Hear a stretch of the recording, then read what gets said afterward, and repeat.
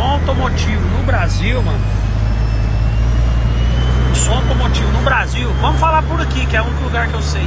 É descriminalizado, é julgado, é sem apoio, é sem lado, tá ligado? Cara, você não pode nada.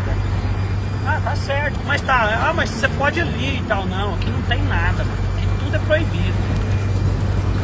É proibido andar com som ligado. A gente é mal visto. Cara, uma nave dessa aqui, velho, você não tá do 0 a 300 conto, você não faz, viado. Entendeu? E tem muita gente andando de Porsche aí que é bandido, que é mais bem visto que nós que tem um carro de sombra. Entendeu? Porque nós gosta do funk, não é pelos palavrão não, mano, é pelo batido, aquele gravão que vai na mente. Então assim, cara, é desabafo mesmo, da real, velho. A gente vai pelo coração, pelo amor, porque